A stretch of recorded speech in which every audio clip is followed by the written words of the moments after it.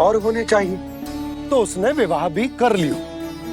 कुछ समय बीतो और संतान हो गई और उसे एक बड़े घर की आवश्यकता अनुभव हुई। इसी प्रकार धीरे धीरे लोभ ने उसे अपनी छाया में ले लिया और वो नारायण की साधना कर ब्रह्म ज्ञान को पाने के अपने परम लक्ष्य को भूल गो। फिर अनेक वर्ष बीतने के पश्चात उसकी अपने गुरु से भेंट हुई। पहले तो उन्होंने उसे पहचाना नहीं और पहचानो तो उनने कही कि एक बार, बस एक बार अपने कर्तव्य से भटका था तू, और देख कैसे देखते ही देखते लोभ के जंजाल में गहरे ही गहरे धंसता चला गया।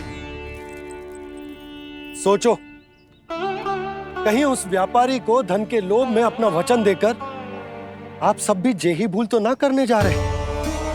परिवार, घर द्वार, भोजन, सुख शांति जीने के लिए आवश्यक जिस सब कुछ तो है आपके पास। इसीलिए मुझे चिंता हो रही कि जिस प्रकार उस साधु ने ब्रह्म ज्ञान प्राप्ति का अवसर गवा दिया था, आप सब भी इस लोभ में आकर अपना सुख चैन ना गवा दो।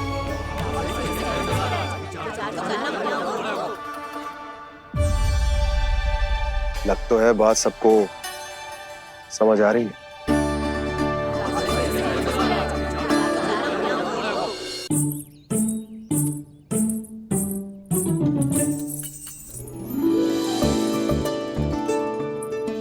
भाभी आसानी से ना मिलने देंगी कान्हा से, पर उसे देखे बिना रहा भी तो ना जा रहे मुझसे। कहाँ है वो? मुझ पे बहुत क्रोध है उन्हें। इतने शीघ्र शांत ना होगा, उन्हें मनाना तो पड़ेगा ताकि मैं नंद भवन में फिर से बिना किसी रोक टोक के आ जा सकूं। पर क्या बोलूं, कैसे मनाऊं उन्हें?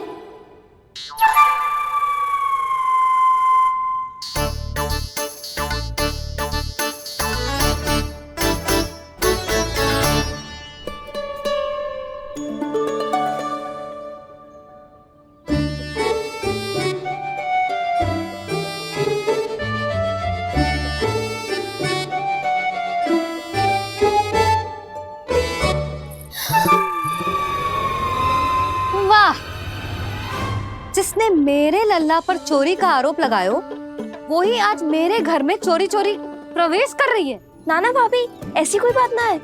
मैं तो बस ये देखने आई थी कि जसोदा भाभी का क्रोध शांत हुआ कि ना? सुन ले जानकी, मेरा क्रोध उसी दिन शांत होगा जिस दिन तू सारी गोपियों के सामने मेरे कान्हा पर लगाया आरोप वापस लेगी। चोरी करेगा तो आरोप ही लगेगा ना जीजी। फिर से आरोप? सावित्री, तू भी? कल तक मुझे ये थोड़ी पता था जीजी कि आपका कान्हा सच्ची में माखन चोरी में पारंगत है। आशा करता हूं कि आप सभी को नंदराज का विचार और संदेश सही से समझ आगो होगो।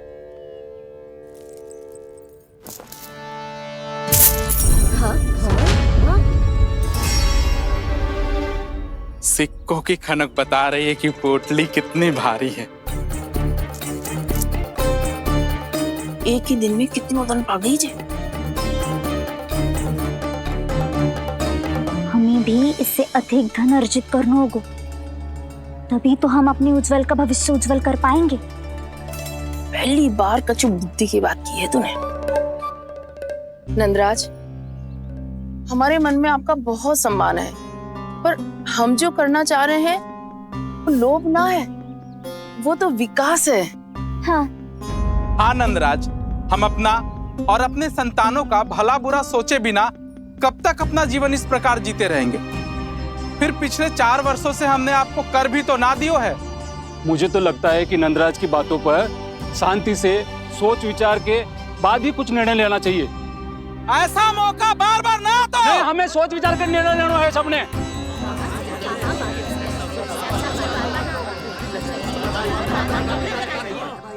चोरी में पारंगत? हाँ जीजी, उसने टोली बनाई है और उसका नाम भी रखा है चौर्य विद्या प्रसारण टोली, और आपका कान्हा उसका अध्यक्ष है। अच्छा, तो कान्हा पूरी टोली लेकर आया था चोरी करने तेरे घर? और नहीं तो क्या। पर एक बात बताओ जीजी, मेरे बलदर को देखकर किसी का साहस ना हुआ भीतर जाने का, पर आपका कान्हा इतना साहसी है कि बिना भयभीत हुए इतने भयंकर बैल के निकट चले गए। सच्ची? और तेरे रक्षक बैल ने कुछ ना किया उसे? है ना अचरज की बात। क्रोध के स्थान पर वो तो उसके सामने ऐसे झुको जैसे कि प्रणाम कर रहा है? और जीजी, आपका कान्हा साहसी ही ना, बहुत चतुर भी है। मैंने मटकियां बहुत ऊपर लटकाई थी, पर बताओ कि बिना चौकी के मटकी को नीचे उतारने का उपाय किसने ढूंढा? किसने? आपके चतुर कान्हा ने। उसने अपने सखाओं को पर्वत बनायो और एक पक्के सेनापति की तरह बिना भयभीत हुए उनके ऊपर चढ़ गयो और मटकियां उतारने लगो। और एक ही ना, तीनों की तीनों मटकियां उतार ली। तीनों? हाँ जीजी। और वो इतना दयालु है कि पहले एक मटकी का माखन सब में बांट दियो और फिर बची हुई 2 मटकियों में से एक मटकी अपने सखाओं को दे दी और फिर दूसरी मटकी एक भूखे वानर को दे दी। और फिर जब मैं उसके सामने जाके प्रश्न करने लगी तो उसने मुझे अपने तर्कों के जाल में उलझाया और बड़ी आसानी से सिद्ध कर दिया कि वो तो परोपकार कर रहा था। मैं तो देखती ही रह गई और शब्द तो ऐसे झड़ते हैं मुंह से जैसे कि फूल।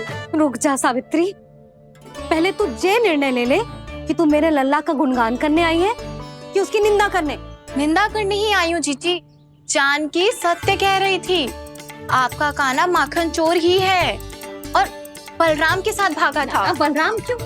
वो तो साक्षात गरुड़ देव की पीठ पे बैठ के उड़ के आयो है, तभी तो तुझसे बहुत पहले आके यहाँ बैठ गओ ना। आ देख ले, आ जा। देखो कैसे बैठ के सब पहरा दे रहे हैं कि कोई पंछी अनाज ना चुगले, और तुम दोनों व्यर्थ में इन सब पर दोष लगा रही हो। कान्हा के निकट जाने का प्रयास भी मत करना। पहले मेरे लल्ला पर आरोप लगाती हो, फिर उससे मिलना भी चाहती हो।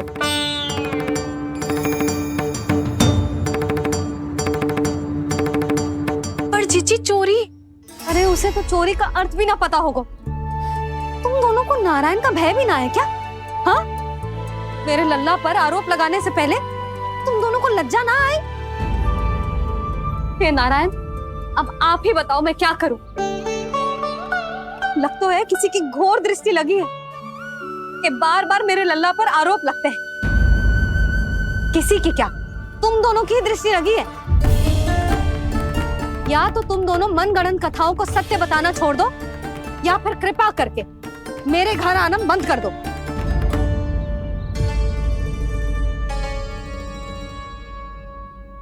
अब दोनों मुंह क्या ताक रही हो?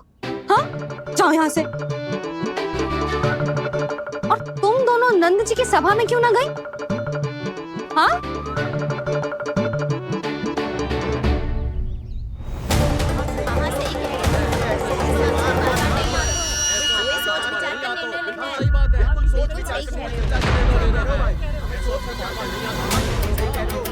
जी कौन? पहले तो कभी ना देखो इसे।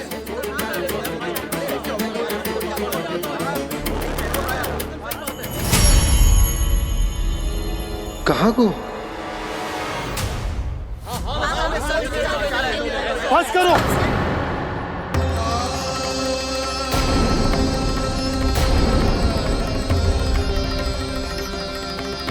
मेरी आंखों के सामने मैं गोकुल में इस तरह फूट पड़ते ना देख सकता। राजा हूं मैं, परंतु आज तक मैंने कोई भी निर्णय आप सब पर ना थोपो और ना ही आज थोपूंगा।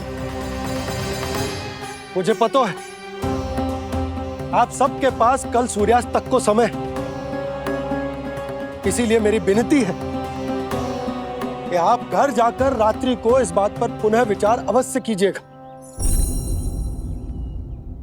सोचिएगा कि कोई भी व्यापारी अविश्वसनीय रूप से सस्ता क्रय विक्रय क्यों करेगा जब तक कि उसका कोई छुपा हुआ लाभ ना हो।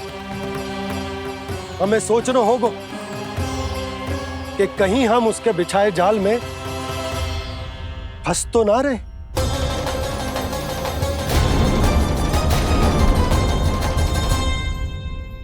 बच गए भैया, जैसे तैसे ही सही, पर समय से पहले पहुंच ही गए हो। सावित्री मौसी तनिक सी बात को इतना बड़ा चढ़ा के बोल रही थी जितना उज्जवल भी ना बोलतो।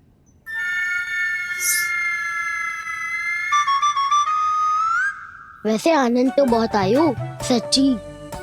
हाँ, बेहतर लगा तो माखन भी तो मिला और परोपकार भी होगा। बता काना, और किसके घर जाना है अब? आज ही तो हमें शिक्षा मिली है, इतनी शीघ्र भूल गए तुम सब। लोग के चक्कर में पड़ोगे तो फंसोगे। लोग के चक्कर में पड़ोगे तो फंसोगे।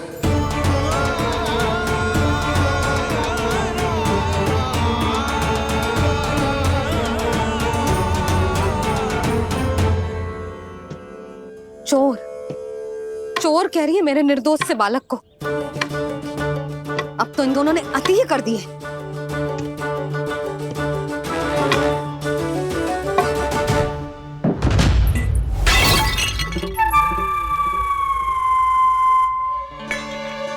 से भी अभी फूटना था। वैसे ही मैं इतनी चिंतित हूं। कैसे समझाऊं इन गांव वालों को?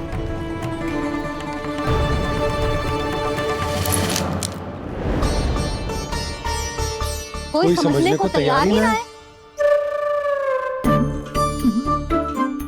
लगता है सबकी बुद्धि भ्रष्ट हो गई है। सही कह रही हो यशोदा तुम। मुझे तो लगता है कि सोचना समझना ही छोड़ दिया सबने। अनेकों तर्क देके समझा दियो, सिद्ध कर दियो, पर इनकी मोटी बुद्धि में कछु आता ही ना है। यशोदा तुम तो तर्क की कह रही हो, मैंने तो उदाहरण देकर समझाने को प्रयास किया, पर अपनी बुद्धि के आगे कछु ना समझ में आ रहा इन गांव वालों को। क्या सारे के सारे गांव वाले मेरे लल्ला पर आरोप लगा रहे हैं? जी क्या कह रही हो तुम? मैं तो गांव वालों की बात कर रहा हूँ जो नारायण के नाम पर वचन देकर उस अपरिचित व्यापारी को अपने दूध, दही, घी, माखन सब देने को तैयार है। लो कर लो बात। मैं गोपियों की बात कर रही हूँ जो लल्ला पर माखन चोरी का आरोप लगा रही हूँ। और आज तो सावित्री ने भी लल्ला को माखन चोर कह के पुकारो है।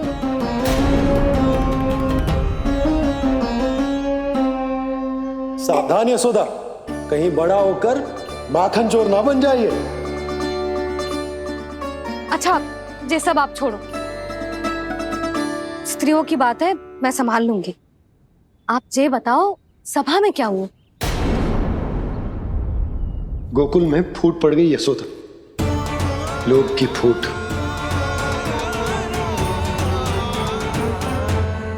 अरे रुको रुको रुको, व्यापारी जी रुकिए रुकिए। नंदराज ने प्रयास तो बहुत किया था व्यापारी जी, पर कुछ व्यक्तियों को छोड़ करके किसी के कान पे जूं तक नहीं रेंगी। इसका अर्थ फूट पड़ चुकी है लोभ की वजह से। बहुत ही शुभ समाचार लाए हो गुप्तचर। अब शीघ्र ही दिखेगा लोभ का चमत्कार।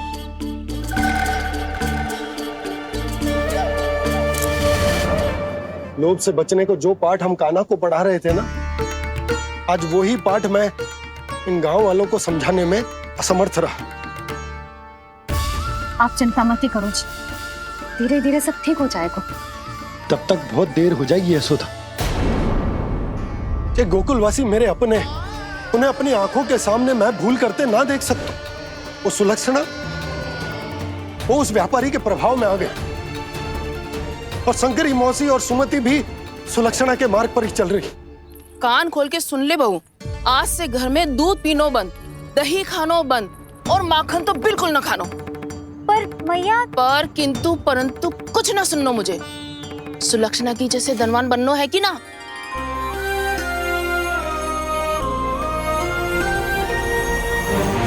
तो फिर जैसा मैं कहती हूँ वैसा कर, तभी तो अधिक से अधिक दूध, दही, माखन बेचकर अधिक से अधिक धन अर्जित कर पाएंगे हम। सुलक्षणा को उस व्यापारी की तरह धनवान बनना है और शंकरी मौसी को सुलक्षणा की तरह। ऐसे तो पूरा गांव ही लोभ में पड़कर कल उस व्यापारी के पास पहुंच जाएगा। अब तो फिर स्त्रियों को मुझे अपने ढंग से समझाना पड़ेगा। अब गोकुल वासियों को चाहे कोई भी कितना भी समझा ले, बुझा ले, ज्ञान बांटे, उन्हें केवल एक ही भाषा समझ में आएगी, लोभ की भाषा। लगता है आपके पास बहुत उत्तम योजना है व्यापारी जी। सब झटक लूंगा।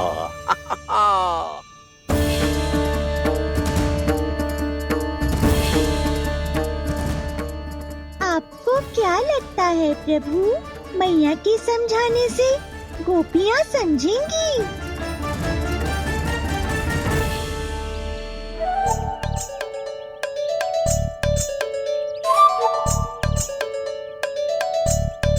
कान्हा, और कितनी प्रतीक्षा करवाएगो? अब बता भी दे, माखन चुराने किसके घर जाना है? इतना आसान ना है निर्णय करना, समय लगता है, सोच विचार करना पड़ता है।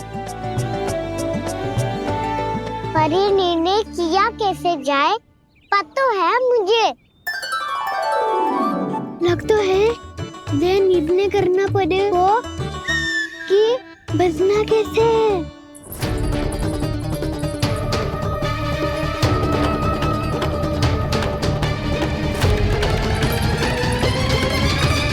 सावित्री मौसी ने हमारे चौदह विद्या प्रसारण के बारे में सबको बता दियो क्या?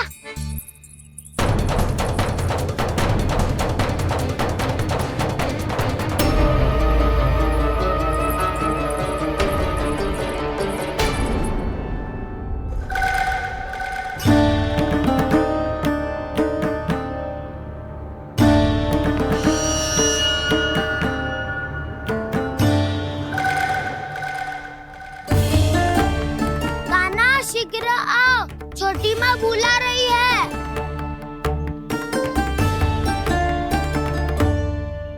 अब डांट भी पड़ेगी और कुटाई भी होगी। चौरी विद्या प्रसारण कल ही आरंभ हुआ था और आज ही समाप्त हो जाएगा। सब इतने गंभीर क्यों है आज? गंभीर तो होंगे ही ना दाऊ, क्योंकि मैया आज अच्छा वाला पाठ पढ़ाने वाली है।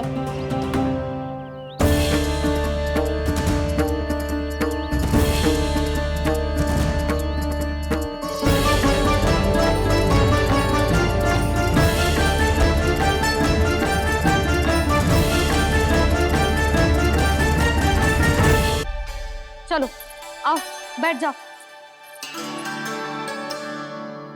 जशोदा जी बता तो दो, सवेरे सवेरे क्यों बुलाया है हम सबको? रुको, इतनी शीघ्रता क्या है? पहले इन बालकों को कुछ खिलाने तो दो। अभी खेलने निकलेंगे ना, पूरी दोपहरी दिखाई ना देंगे।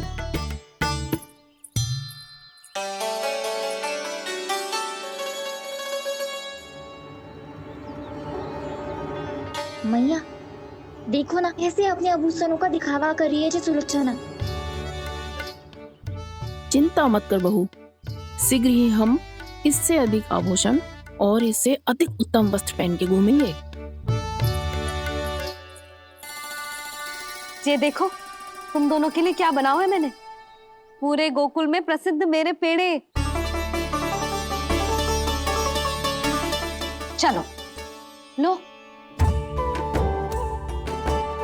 यशोदा, ये तो बहुत सारे हैं। हाँ जशोदा जी, इतने सारे तो मैं भी ना खा पाऊं। क्यों दृष्टि लगा रही हो सुलक्षणा? बढ़ती आयु के बालक हैं, खाने दो इन्हें। तुम सब कछु मत सुनना, जी भर के खाओ। देखा ना?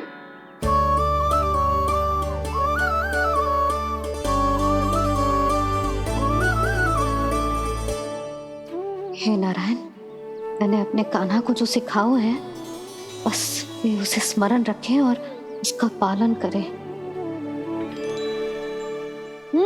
ले और ले ले ले।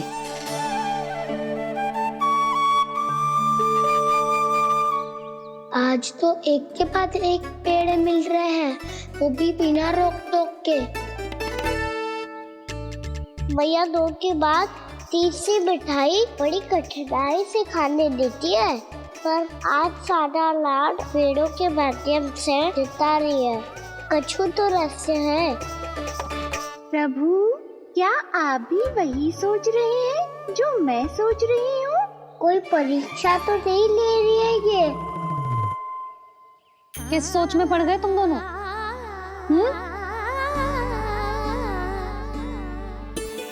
खाओ ना। जब तक पेट और मन दोनों ना भर जाए तब तक खाओ। बस यशोदा, इतना पर्याप्त है। अरे ना जिज्जी, घर के शुद्ध मावा और गुड़ के बने, कितना भी खा ले कोई हानि ना होगी। लो और लो।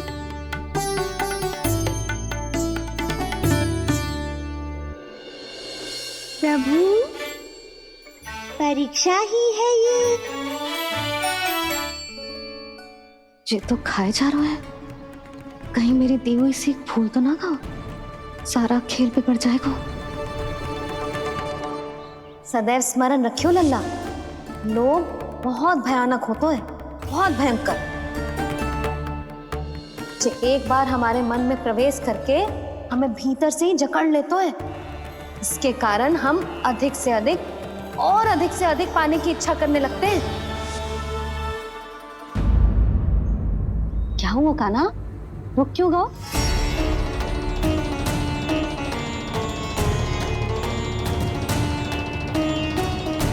आपने तो सिखाया था मैया, जितनी आवश्यकता हो उतना ही लेना चाहिए, लोभ कभी ना करना चाहिए। बहुत बुरा राक्षस है लोभ।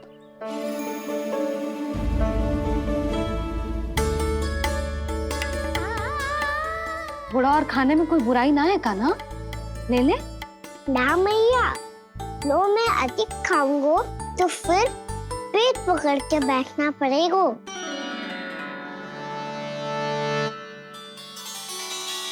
हाँ, मेरा भी पेट भर गया।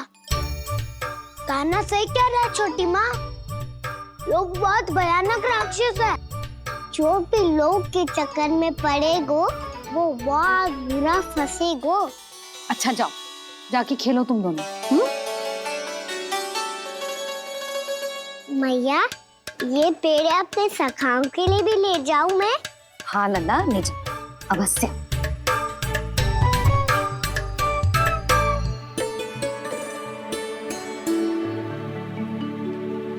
देखो, जो बात इन नन्हे से बालकों को भी समझ में आ रही है, वो तुम सबके समझ क्यों ना आ रही?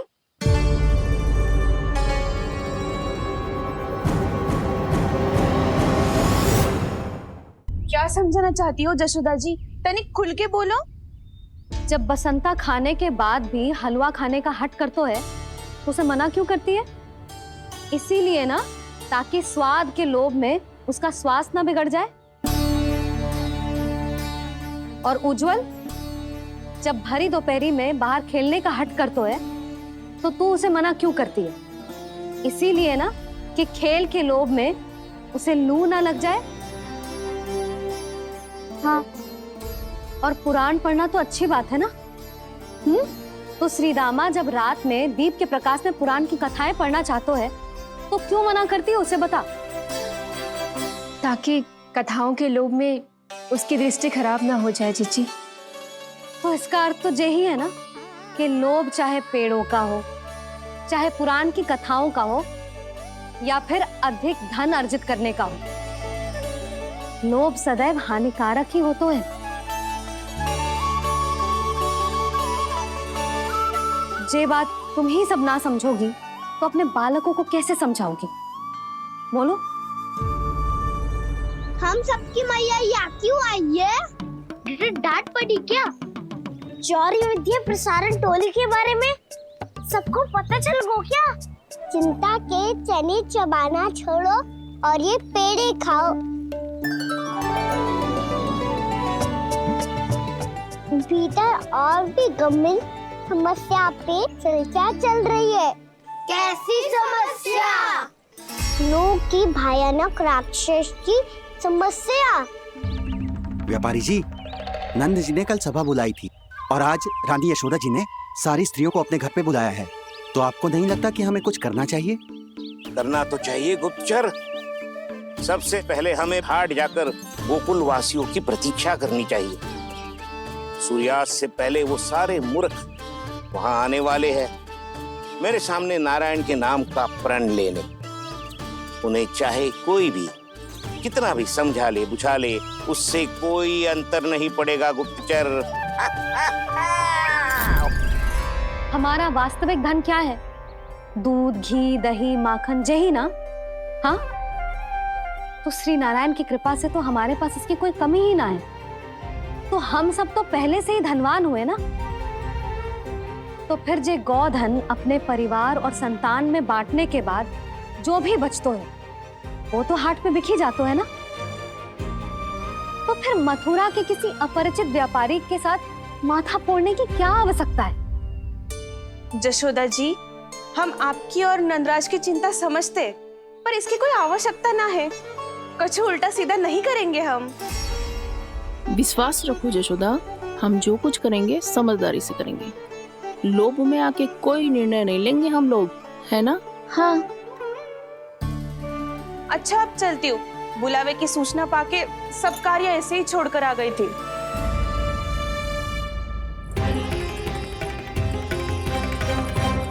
अब किसको घेर लियो? लोभ के भयानक राक्षस ने। ये तो तभी पता चलेगा जब वो सब बाहर आएंगी। तब तो सबको बहुत ध्यान से देखना पड़ेगा।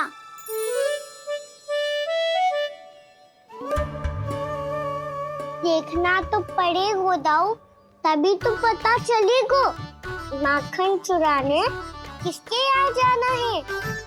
नाना,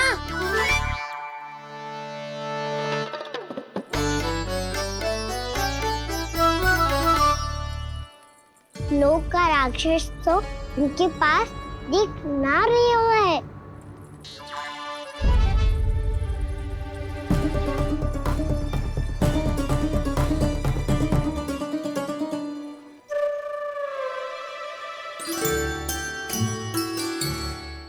नारायण का बहुत बहुत धन्यवाद। कान्हा, मेरे मैया को घेर रहे है क्या उस राक्षस ने?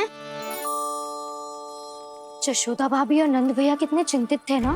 पक्का कछु ना कछु कारण तो अवश्य होगा। हाँ, मुझे भी सच लग रहा है कि धनवान बनने के चक्कर में मैं तनिक ज्यादा ही लोभ में पड़ गई थी। नहीं, बस गए। और मेरी मैया दादी, उनका क्या गाना? बहू, सुलक्षणा की जैसे ढेर सारा धन कमाने के चक्कर में लोभ में तो ना आ रहे ना हम। हे नारायण, बहुत कृपा है आपकी। लगता है लोभ का राक्षस किसी को अपनी चपेट में नहीं ले पाया। लेता भी कैसे दाऊ? मेरी मैया ने जो समझाया है। क्या लगता है यशोदा, इन्हें समझ आया होगा? आशा तो यही है, और अब भी ना समझी तो फिर तो नारायण भी ना समझा सकते। वायरी में हम सब मिलेंगे दोपहर में। तो क्या तू तब निश्चित करेगा कि आज किसके यहाँ जाना है माखन? आज कोई माखन चोरी नहीं होगी। क्षमा करना राव, भैया के का समझाने के बाद भी जिसके समझ में कछु ना आई होगी उसके घर चोरी तो करनी पड़ेगी आज।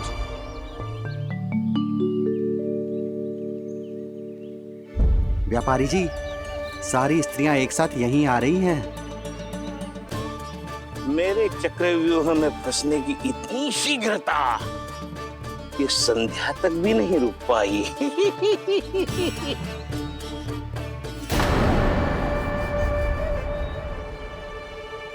पर ये आपके तरफ ध्यान क्यों नहीं दे रही हैं? लगता है गोकुल की रानी ने इनको पाठ पढ़ा ही दिया। अब आपको ही कुछ करना होगा व्यापारी जी। करूंगा, अपनी चाल सबसे अंत में चलूंगा, किंतु अभी उनके लिए एक घोषणा ही पर्याप्त होगी। तुमने सबको सूचित तो कर दिया है ना कि सबको अग्रिम धनराशि मिलेगी, वो भी दूध, दही, माखन, घी बेचने के बाद नहीं, वो पहले ही मिला करेगी, वो भी केवल एक दिन की नहीं, पूरे सप्ताह की। मैं बिल्कुल सही कह रही थी। जशोदा जी और नंदराज व्यर्थ ही चिंता कर रहे थे। यदि इन व्यापारी जी के मन में कोई मैल होता तो जी अग्रिम धनराशि थोड़ी ना देते। बात तो तुम सही कह रही हो सुलक्षणा।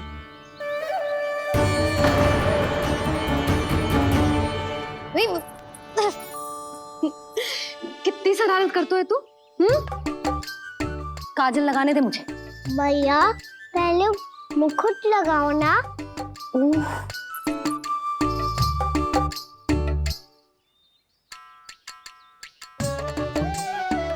और मेरी मुन्नी। हाँ हाँ रुक जा, ये ले, बस होगा प्रसन्न। भैया मैं ना चाहता मैं इसे फिर से भूल जाऊं, नहीं तो कड़ी धूप में इसे लेने वापस लौटना पड़ता है। चल अब बैठ जा, अब मुझे काजल लगाने दे लेना।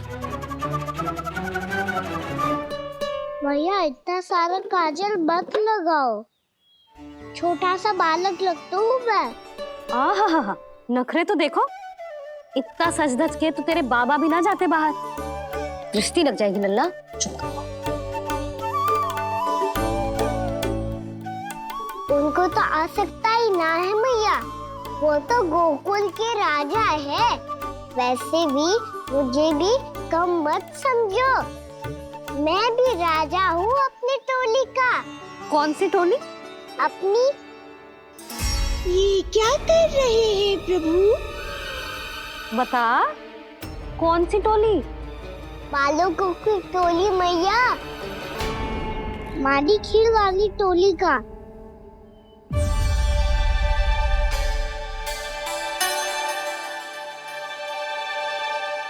क्या हुआ जी? देखो जी, आप इतनी चिंता मत ही करो, आप गोकुल के राजा हो और जे बालकों की टोली का राजा है, तो मैं भी जसोदा हूँ, मैं कोई कम थोड़ी ना हूँ, मैं भी गोकुल की स्त्रियों की रानी हूँ। मैंने सबको समझाओ है, सब समझ गई हैं। उपनंद भैया से बात करके आ रहा हूँ अभी अभी। पता चलो है कि उस व्यापारी ने अग्रिम राशि का लोभ दिया है सबको। मुझे ना लगता तुम्हारे समझाने का कोई लाभ हो। अभी तो ये सब समझ के गई, बोल के भी गई कि अब उस व्यापारी के फेर में ना फंसेंगी। इतनी शीघ्र पलट गई, इन सब में अपनी बुद्धि ना है क्या? जब कोई विकार मन में बस जाता है ना यशोदा, तो सूझबूझ सब समाप्त हो जाती। तो मुझे ही कच्चू करना पड़ेगा। मैया मैं जाऊं? हाँ तू जा।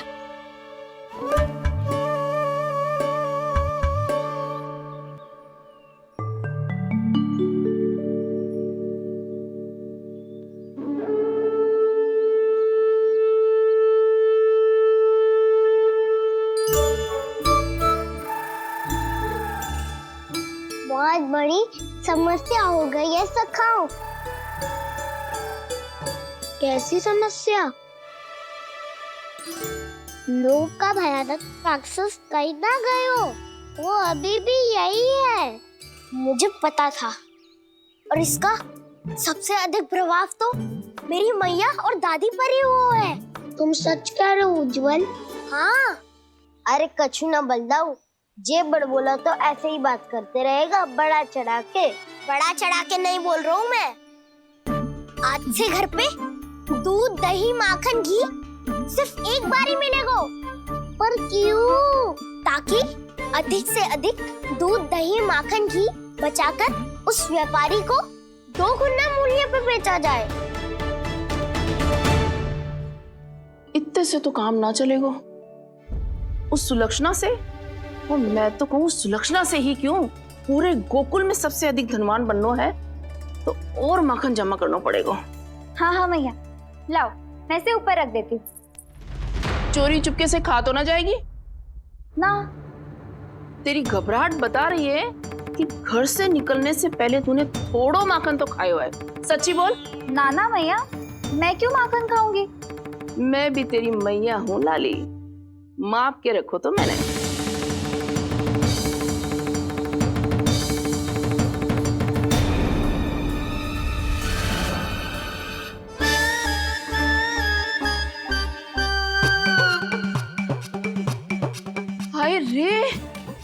तूने तो सच्ची में माखन खायो है? तनिक भी लज्जा ना आई तुझे? असत्य बोलने से पाप लगता है मैया। और जितनी बार आप माखन नाप रही है उतनी बार डंडी पे लगा माखन आप स्वयं चाट रही है और दोष मुझ पे दे रही है। वो तो बस मैं इसलिए चाट रही थी कहीं व्यर्थ ना जाए। और तेरी जीभ है कि तीखी मिर्ची। एक तो मैया से बहस करती है और चोरी चुपके स्वयं खा के मैया पे दोष भी धरती है। हे नारायण, कैसी बहू दी है मुझे। जा, दूर हो जा मेरे कक्ष से। और माखन के तो आसपास भी दिखने की आवश्यकता ना है। इस चटोरी को तो कोई भरोसा ना है।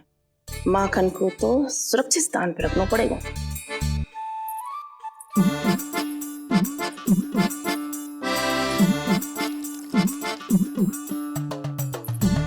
यदि बहू ने अब मटकी उतारने को प्रयास किया तो अचानक पानी गिर जाएगा और घबरा के वो चिल्लाएगी और मुझे पता पड़ जाएगा। मैया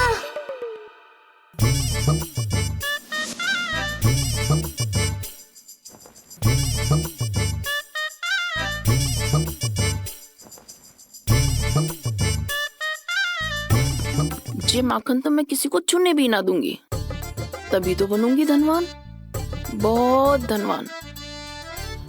मैया माखन बेचने कहीं अकेली ना निकल जाए। ये तो पता भी ना चलने देगी कि कितना धन मिलो है। इन्हें अकेली धनवान ना बनने दूंगी मैं भी बनूंगी धनवान, बहुत धनवान। पहले तो जब चाहे तब भरपूर माखन खा सकता था, पर अब दोनों तो ऐसे संभाल के रखती हैं कि जैसे माखन की मटकी ना स्वप्न का कलश हो। मेरे यहाँ भी ऐसा ही हो रहा है। नारायण का बहुत बहुत धन्यवाद। नंद जी और जशोदा जी की बातों में आने से पहले ही सत्य का पता चल गया।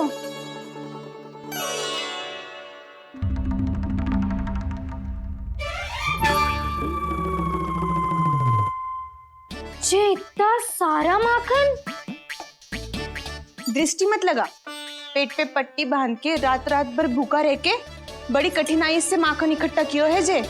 तो क्या आपने निर्णय ले लियो है कि आप उस व्यापारी को वचन दे दोगी? अरे जब द्वार पे साक्षात लक्ष्मी जी हो तो द्वार बंद ना करते बावली। तू अभी छोटी है। मैं तो कहती हूँ तू भी अपने भविष्य के बारे में अभी से सोचना आरंभ कर दे। कटौती तो मेरे घर पे भी आरंभ हो गई है का ना। वो मैया ने कहा है या दूध चाहिए या दही चाहिए या माखन चाहिए, जो भी चाहिए एक ही बार मिलेगा।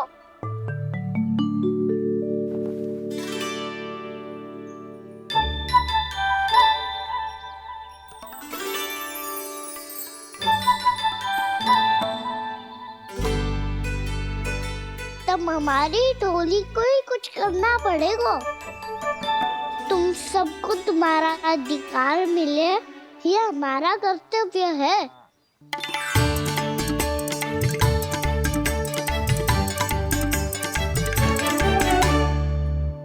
अब हम कछु ना कर सकते यशोदा। यदि अब मैंने उन्हें रोको तो उन्हें लगेगा कि मैं उनसे उनकी उन्नति का अधिकार छीन लूं। दूध दही माखन पे सबसे पहला अधिकार बछड़ों का होता है, फिर घर के बालकों का। और ये अधिकार हमें दिलाना चाहिए, है ना दाऊ? मैं सब समझता हूँ कान्हा। तुम मुझसे इसलिए पूछ रहे हो ताकि तुम माखन चोरी की योजना बना सको, पर मैं तुम्हारा समर्थन नहीं करूँगा। पर दाऊ ना, पिछली बार तुमने ही कहा था ना कि हम ये चोरी केवल वानर महाराज की सहायता के लिए कर रहे हैं। लो, वानर महाराज भी आ गए हमारा साथ देने। आज कोई किसी का साथ नहीं देगा। आज कोई